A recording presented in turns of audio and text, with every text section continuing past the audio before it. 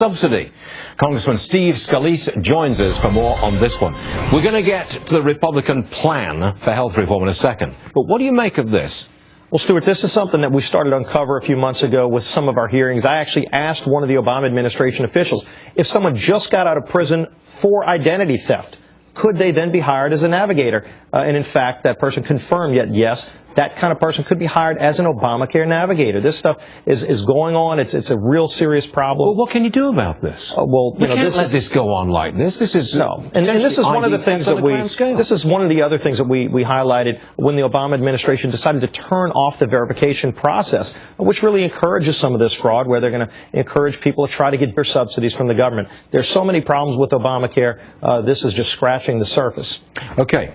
Now, the Democrats always taunt Republicans and say, look, you don't like Obamacare, but you don't have a plan of your own. I know that you do have a plan, and you brought it with you today. So, can you give me a very brief rundown and make it obvious to everybody what you're talking about? Sure. We put together a common sense plan. I'm chairman of the Republican Study Committee, 175 members of the House that are a member of this group. What we did is said, let's actually focus on lowering costs in healthcare, putting patients back in charge. We do things like allowing people to buy insurance across state lines like they can buy any other product. Increasing health savings accounts. I've got it. I'm going to run through it. Point number one. You can buy a health insurance product from any insurer in any state you like. A national health care market. Whatever fits your needs of your family and at the price point you want, you get to buy that plan. Number two. We do real medical liability reform, dramatically saving costs in health care.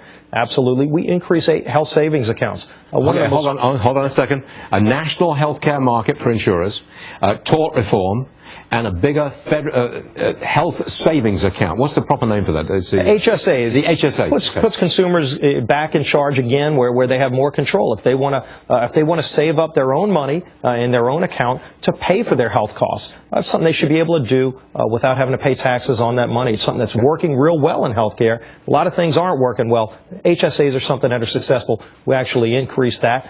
We actually allow people. If you look at what's happening right now in the marketplace, most of it's because of limited options and higher costs. And so by focusing on lowering costs, putting patients back in charge of their healthcare decisions, getting the IRS and these Washington politicians out of it. All right, you've got this study group, 175 members of the House. You came up with this plan, 3 or 4 major points there. Are you going to be saying, elect us in 2014, we will repeal Obamacare, lock, stock and barrel, and we'll give you this? Is that the health platform of the Republicans in the House?